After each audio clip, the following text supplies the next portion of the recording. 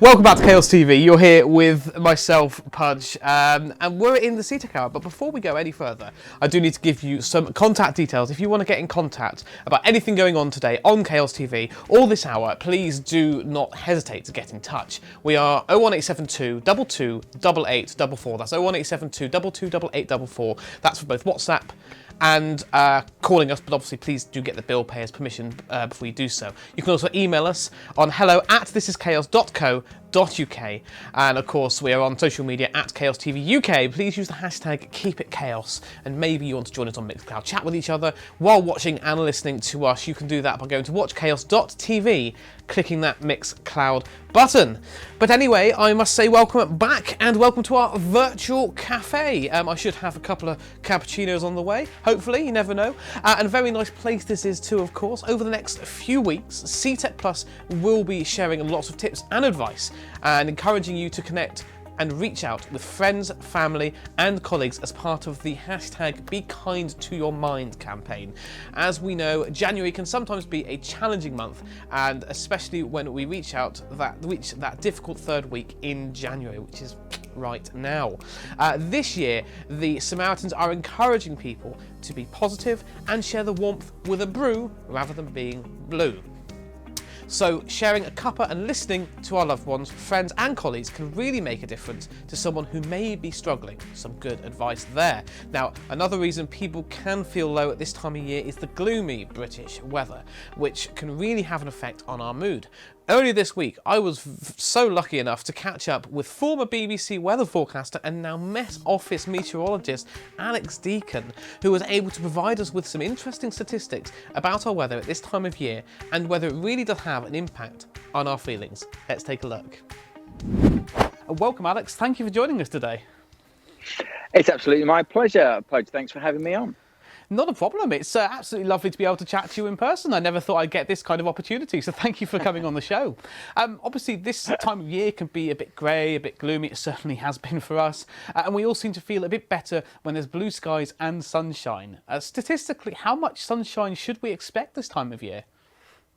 Well, you're right, Pudge. This is the dull time of year in every sense, really. But statistically, December is actually the dullest month. That is the month with the least sunshine across the UK, but January isn't far behind, and this December was particularly dull. So it depends where you live exactly, but across the UK, on average, in January, we only get 47 hours of sunshine across the whole month. Now, that does vary. So across the southeast of England, you get 60 hours of sunshine in January, so almost 2 hours a day. Whereas in northern Scotland, you get less than 1 hour a day. So it does vary quite a bit across the country. But January is a pretty dull month. Statistically, December is the dullest of all. And the December we've just had was very dull. So we've talked about the averages, but actually, obviously, year on year, you're going to get variations. And this December, the December just gone, was one of the dullest on record. The dullest December in most of our lifetimes since 1956. And the sixth dullest month on record across the whole of the Met Office records, which go back over 100 years. So December was exceptionally dull. January started dull. I'm pleased to say the sun is out today and it's absolutely beautiful, and it really, really does make a difference. Another good thing is actually the sunshine starts to pick up pretty quickly, pretty soon. So in February, statistically, you get half as much sunshine again compared to January. So yeah, it's pretty gloomy at this time of year, but it does tend to pick up fairly quickly, and we are heading towards spring. So some good news there. Oh, brilliant. I didn't realise just it got that bad in December, I suppose. We're distracted by so many things going on, festivities and all that. So I suppose we tend to focus more on January being that time of, that time of year when we've got nothing much going on. We notice it a bit more. But it's nice to know that things are only on the up now. What I want to ask is if there's any scientific evidence to suggest that the weather helps dictate our mood, or is that purely anecdotal? There's a lot of anecdotal evidence, but there is also a lot of science behind it as well. SAD, seasonal affective disorder, is a well-known thing. It's been known about for a number of decades now. Now, that is a genuine form of depression, and lights have been developed to help people cope with that, particularly in these darker months. But actually, SAD, seasonal affective disorder, can affect people in the summer months as well. It's a smaller percentage, but it does affect people in those months with too much of the way of brightness. So there is, a lot of science behind that, but there's also a lot of science behind, just generally feeling a bit down at this time of year. It's often a time where we tend to eat more, we're more lethargic, and with less sunshine around, we tend to do a bit less exercise. So it is a well-known common feature at this time of year for people to generally be a little gloomier, just like the weather. There's a lot of evidence to suggest that. But as I said, it is perfectly normal. There's a few things that we can do. Get outside when you can, and days like today, if you get a bit of sunshine, make the most of it. But yeah, it's perfectly normal for everyone to feel a little down at this time of year. Well, I'm glad it's not just me, because it definitely does affect me a little bit physically as well. I must admit, I get a few more headaches, things like that. And, you know, it really does. You look outside first thing in the morning, and one of the first things you're going to go is, ooh, or ah. And the way you start your day very much, you know, affects how you go on as well. So I completely understand that. But what about yourself? Are you a man for all seasons? Sometimes it feels like we don't experience the seasons as perhaps we once did. As one of the sayings here in Cornwall is we have two of them, and that's we have winter and June. Yes, that's a well-known expression around these parts. Personally, I mean, I love a bit of sunshine. I can't get enough of days like today. There's been few and far between so far this winter, but it's been an absolute crackerjack of a day today. It started off frosty. We've had blue skies all day. I love days like today. I love it in the spring when it starts to warm up as well, and you feel the warmth of the sun on your face. Do you know there's a word for that? The warmth of the sun on your face in winter is called apricity. I learned that from Susie Dent on Twitter. So there is a word for it, and it's to be appreciated. But I'm a meteorologist as well, right? So actually, for a meteorologist, blue sky days are a little bit boring. There's no clouds to look at. So I appreciate the gloomy days as well, because then you've got clouds to look at. So we always say, you know, always look up. There's always interesting cloud formations to look at as well. So even on grey days, there's always something to spot in my book. So I'm always pretty positive about the weather. You know, it's my job. I love it. I'm very lucky to have a job where every day is different, and I find it absolutely fascinating. That's lovely. I like that word, apricity. Very pretty name. I suppose for a pretty time of year would make sense.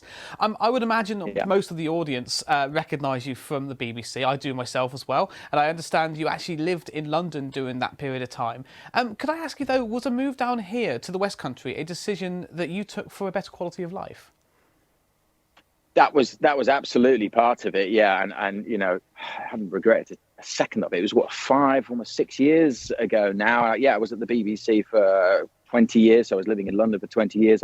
I'm from Yorkshire originally, so I'm used to beautiful countryside, God's country, as it's known, and gets a bit more sunshine across the eastern side of the Pennines than we do further west here.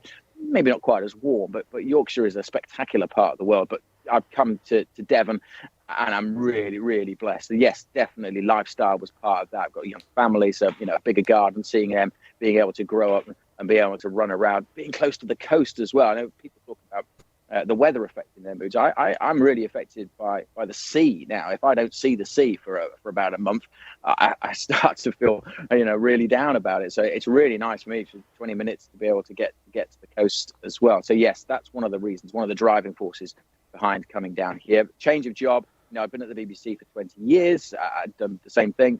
Obviously, every day is different, as I said, but, you know, doing the same thing, I didn't feel I had a lot more to offer. And come to the Met Office, had a great opportunity. Now we're doing TikToks.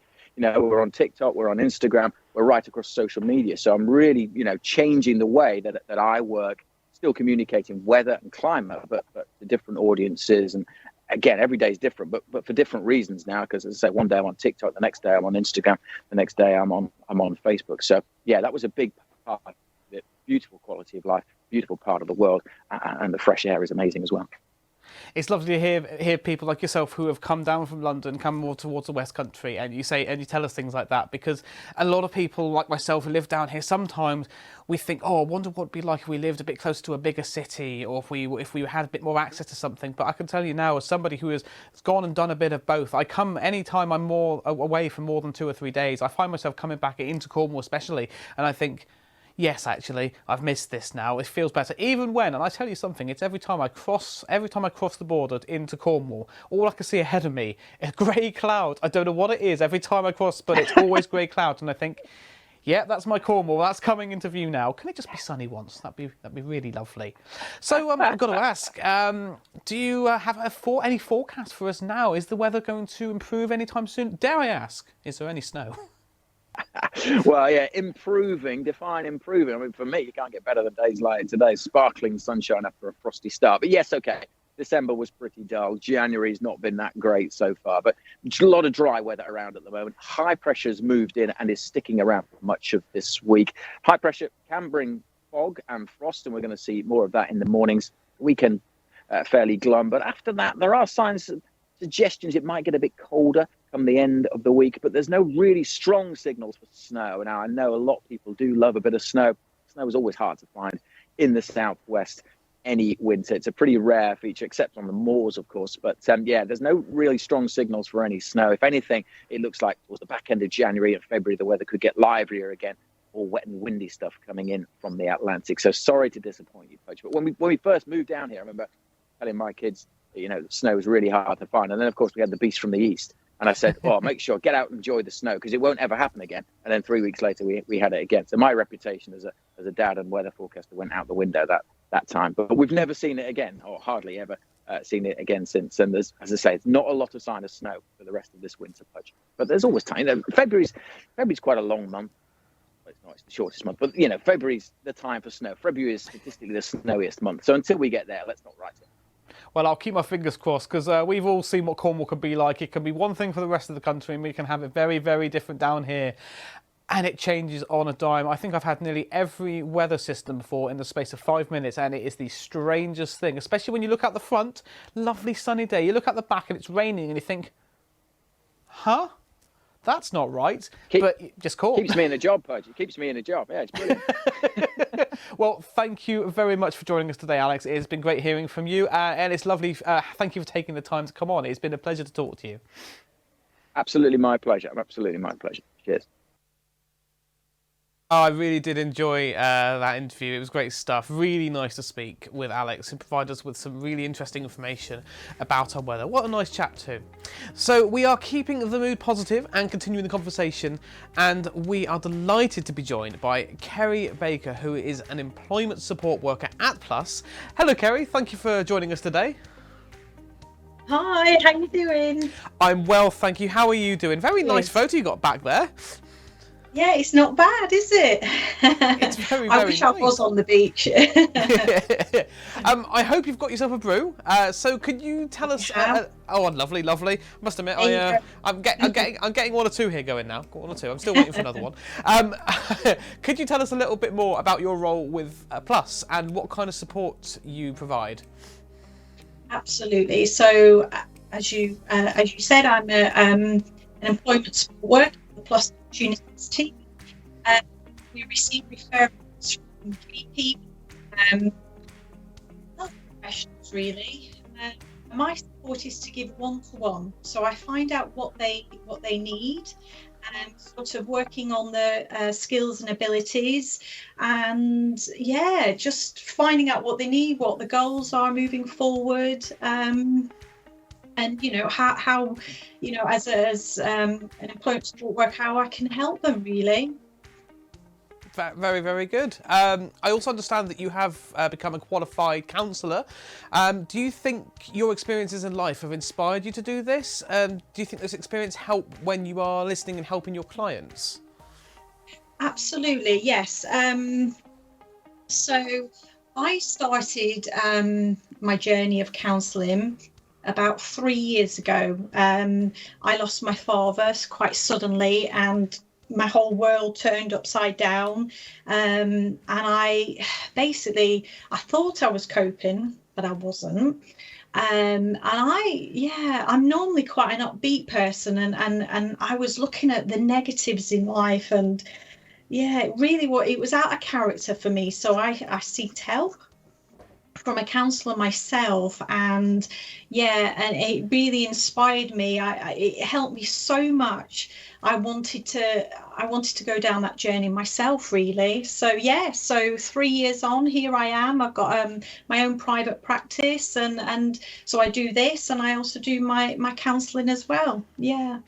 Fantastic. I must say, I'm sorry, obviously, to hear about your loss. I can empathise quite a bit when I lost my dad. I'm usually, everyone knows from here, I'm usually an upbeat and bubbly person, but it's strange because it slowly takes you away from that. I don't think it's just sudden either, is it? It's more of a soft, slow road. And other people I've met before who've had this kind of loss have said a similar thing, that it's so good to go and see someone and talk about it, because it can really help turn things back around for you and help you get to a better place. Absolutely, yeah. Just knowing that, you're not on your own, and all the feelings and thoughts I was having, actually, it's normal, and and there's no time, no period of time how long bereavement lasts. It's kind of, you never get over the death, but your life just carries on, and you have to fit around it, which so having tips, sort of coping mechanisms at the time really helped massively. I find as well, a lot of people are not so willing. I mean, there's always that barrier, isn't it, of talking when it comes to nearly anything mental health these days, and it's just trying to take that first step. And as soon as you take that one step, somebody will be willing to take the next 9 for you and help you along your way. That's very true. It's just recognizing the signs, really, that today I'm having a bit of a crap day. It could be an anniversary, it could be a birthday, and it just reminds me, and telling also the people around me, actually, today's not a great day, but tomorrow it'll be all right. So that's inspired me to do the job I'm doing now, and it just all fits in lovely. It's becomes one. It's really lovely that you've gone on this journey yourself, and you found your way getting through it, but you've got that one massive step further to help so many other people, which I just think takes a lot of strength and goodwill. So, like, absolute massive hat tip to you there for doing that. It's so lovely to hear and see. Now, as forecaster Alex Deakin was telling us earlier, the weather can really affect our mood, and especially at this time of year. We can see your lovely beach background there, as I mentioned earlier. Would you say the weather has an effect on you? What kind of things would you do to improve your mood, especially at this time of year? Would you say you have any top tips? So I have some top tips, First off, around September time, I find I start thinking about the autumn and the winter, and I think, oh gosh, what are the dark nights, and just the cold. And in fact, I've sort of spun that around and actually started to look at the positives in that. So I'm going to share my 5 top tips, if that's Cool. all right. Absolutely. So yes, as it says, I just love when we wake up and we hear the birds singing, just getting outdoors, being in nature, looking at the trees, and the different colours. And then thirdly, put a date in the diary, have something to look forward to. I think that's really important. And then number 4, music is music for me just puts me in a good place. So I may wake up and not feel great, but if I put some music on, it changes my mood massively. And keep away from the news if you can.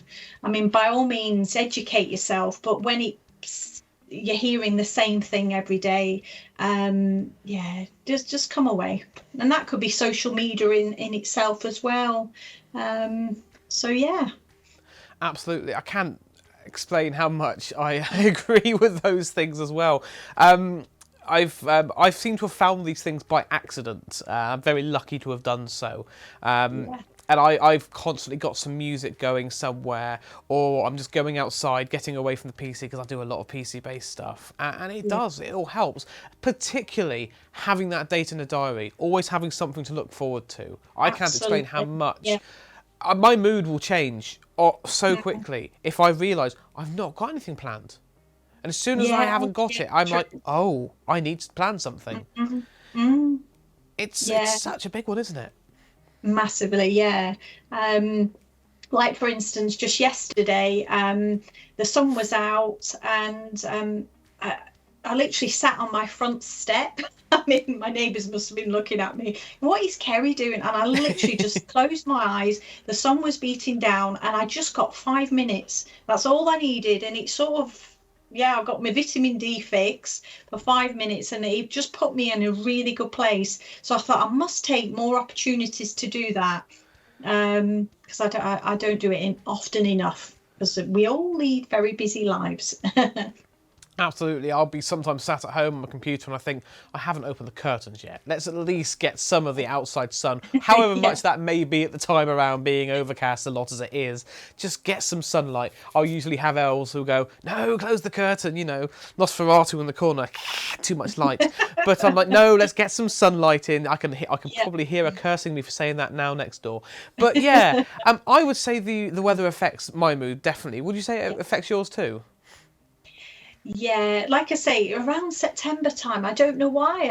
I'm not so much now, because I have coping mechanisms, but before then, I used to think, oh my God, the winter's on its way, and I'm not going to be able to do this and that, and yeah, and I started to look at the negatives, but actually now I try every day look at the gratitude in life. You know, I've woke up. You know, it's a great start. What's planning for? You know, what the plan for today, and just be thankful for every task that I complete, and I got through it. You know, like for instance, this I don't do public speaking, and here I am, you know, way out my comfort zone. My slippers have come off today. You know, I've been wearing them for a long time, so it's kind of just pushing yourself, and yeah. So yeah, the weather does have a huge impact, but it's drawing on the positives. What positive is around me? Absolutely. It's the kind of thing that my partner Els, I mentioned earlier, and we will try and help each other sort of do as well. We sort of recognise when each other isn't having a good day, and we will help remind ourselves what we've got to think about and what we've done right, and that we've done well, even though we don't think we have. You've got some absolutely great advice there, and really appreciate you sharing it with us as well. So obviously it's about reaching out, starting a conversation, whether it's with a family member, a colleague, or a friend. But people can reach out to Plus as well, can't they? How can people get in touch? So how to get in touch with us? We do get referrals from health professionals. So that would be, i.e. reaching out to your GP, a social prescriber. Yeah. You can actually email if you wish. Just bear with me a minute. So it's opportunities/mentalhealthteam@plus.org.uk. Fantastic. I must admit, I find it hard to remember all these contact details. It gets a bit of a nightmare. Yeah, there's just so many. There's one for here, one for there. So I did actually then and just looked at my little notes, which I made. All good. Well, thank you very much for joining us, Kerry. Really appreciate you taking the time. Now, I am pleased to welcome Debt Centre Manager and Debt Coach, Ben Warrender. Hello, Ben. Hi there. Thanks very much for having me on the show today. Nice to meet you. And nice to meet you too, and thank you for taking the time to come and chat to us. It's really nice to have you on. Could I ask you just at the start, what's your role at Christians Against Poverty, and what does the organisation support people with? Yeah, so we are. So I work as a debt coach and a debt centre manager for Christians Against Poverty. They have 284 debt centres around the country that operate out of local churches.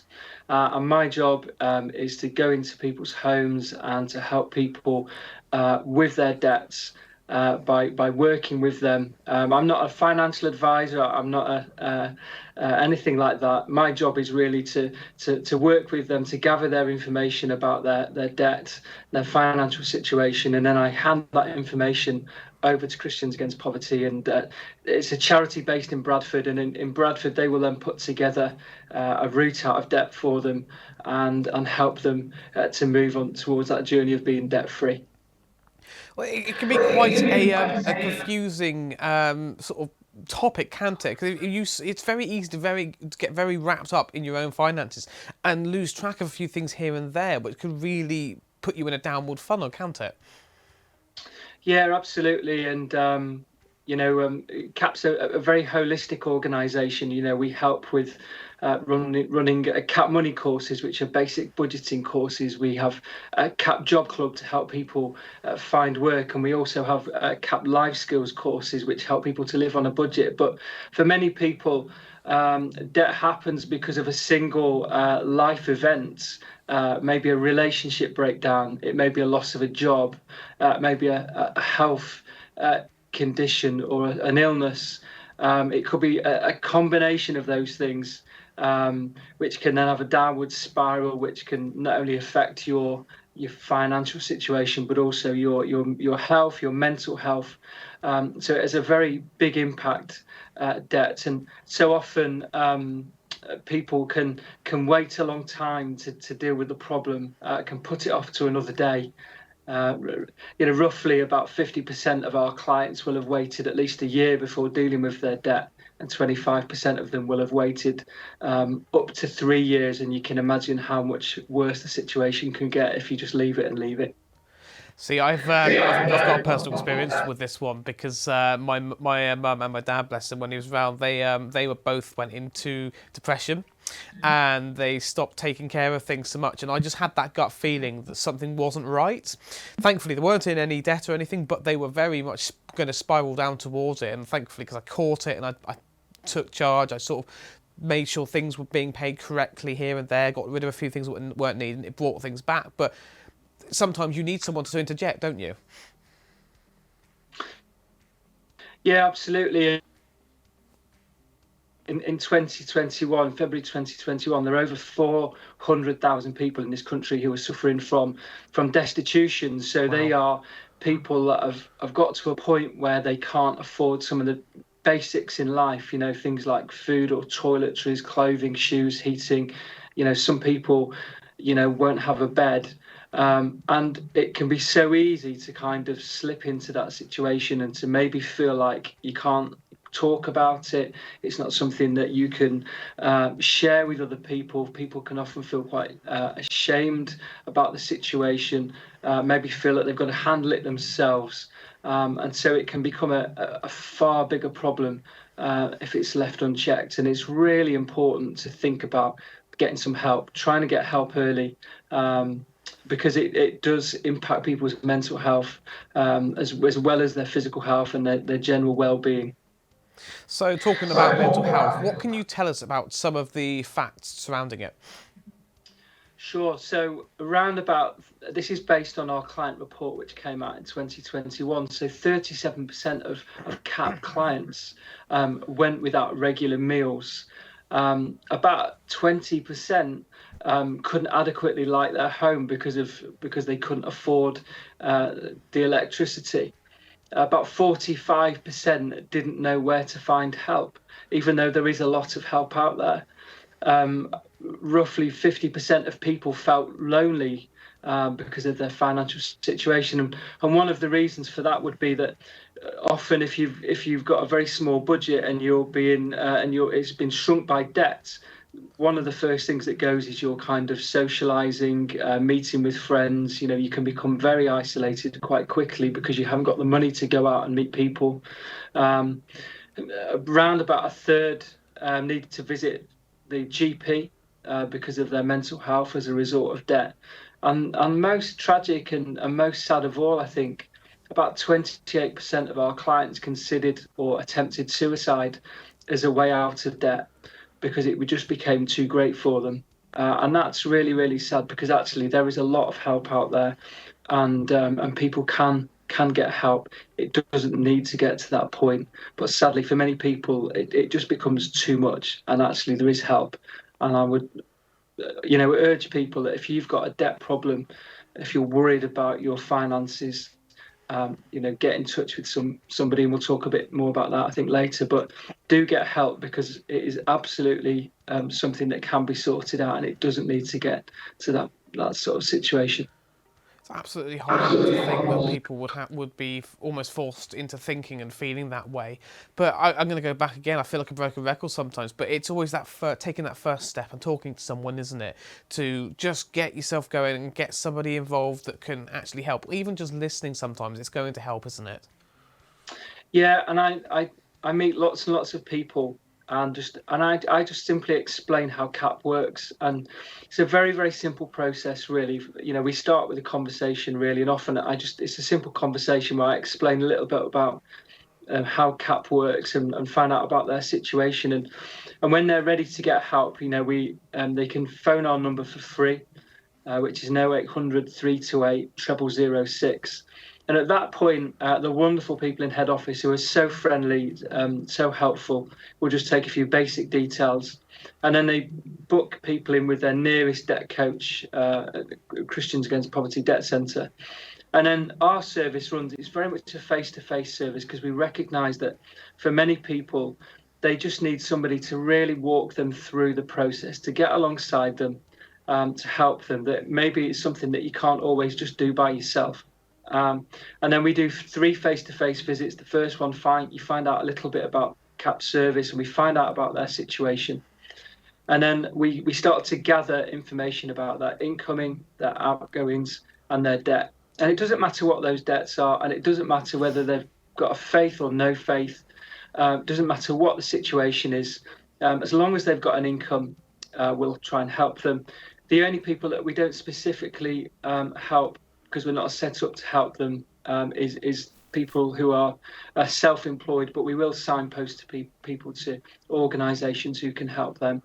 And then within about 10 working days of getting all the information from them, CAP in Bradford will then put together a route out of debt and a budget for them. And then they've got a choice then whether or not, if they want to take those options put forward. But because we're a free service, the people who are getting our help absolutely can be sure that they're getting the best possible help. And over the last 25 years, CAP have helped around about 25,500 people get debt free. Wow. Locally, we're based in North Devon, and we've helped about 22 households get debt free since the start of 2020. And, you imagine with the lockdowns and the pandemic and all of that going on, we've still been there helping people to get debt free. And it all starts with a conversation, and it starts by just doing it. And I remember talking to a lady, and she'd not addressed her debts, and she just didn't even want to. She'd buried her head in the sand for years and years and years. And eventually she was persuaded by someone, a friend of hers that we'd helped, that it's maybe something that she could look at. And she said, look, is it even doable, this? And I said, it's doable. And before Christmas, she'd had a 3rd visit. She's got a route out of debt. And she started to get onto that road of freedom from debt. And she said to me, you were right, it is doable, this. And for anybody who's watching who's got debt problems, it is absolutely doable. With some help, by talking to somebody, you can get help. The worst thing you can possibly do is to not ask for help. That's the worst thing you can do, because it just won't go away. It's only going to get worse. But actually, it will get help. And we've also got a number of things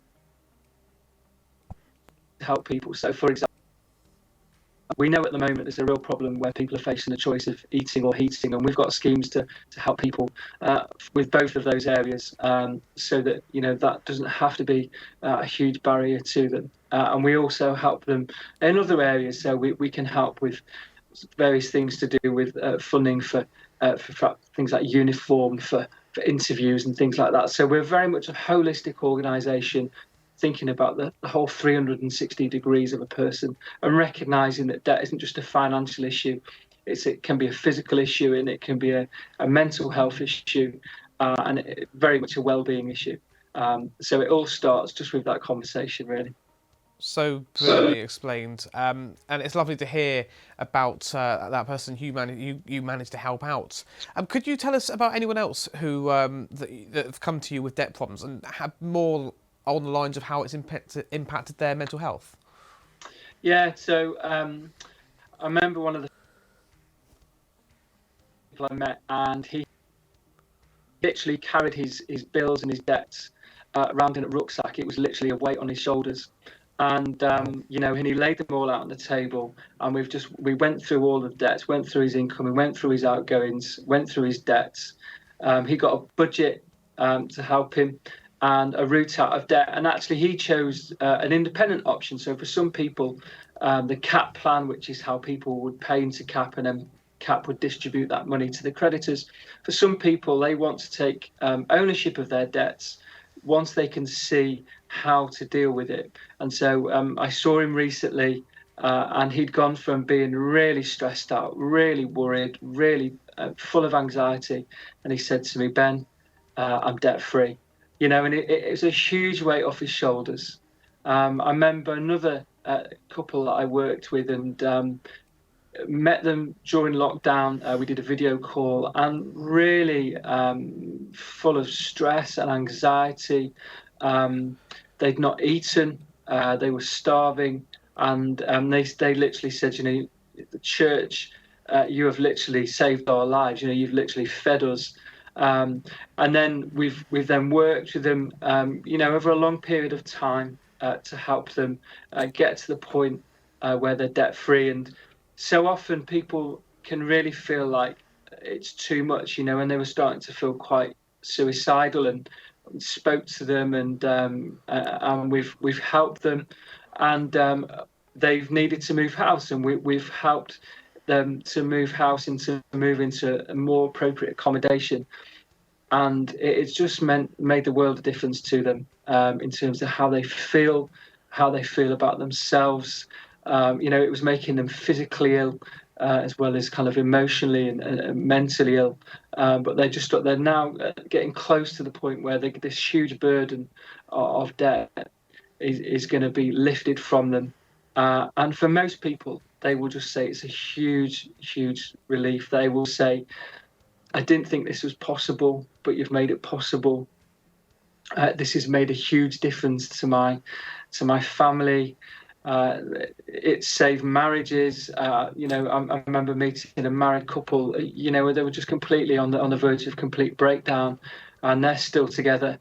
And so there's lots of stories of the impact on people's lives and their families' lives, and it's a fresh start for people. It really is a fresh start, and around about 87% of CAP clients who get debt free with CAP stay debt free, and I think that is because we show them really clearly what their budget is, and so they can see how they need to budget. They've got a foothold again where they can climb out of this hole they're in, and then have a fresh start and move on to staying out of poverty and with a freedom which comes from being debt free. Ben, you've explained everything so brilliantly, and it's lovely to hear about the people you're helping and to give people that hope and show there really is a path out of this. Thank you so much for joining us today. An absolute pleasure, and I would just reiterate, there's lots of help out there. There's lots of free help. Step Change are great. There's lots of charities out there. There's lots of advice on Martin Lewis's money saving expert has got a whole section on dealing with debt. And if you are interested in getting help from CAP, our number is 0800 328 0006, and we've also got a website. So if you Google Christians Against Poverty, you can see all our services that are there, and we'd be delighted to help anyone who needs help. Fantastic, Ben. Thank you very much for joining us today. Some really good advice there. So that's all we have time for this week's CTech Plus feature. Next week, we are continuing our Be Kind to Your Mind campaign, and our topic for discussion will be men's mental health. So we hope you can join us for that. Now, if you've missed anything today and you would like us to signpost you to the right places, do not panic. You can get in contact with us directly, and we will do that for you.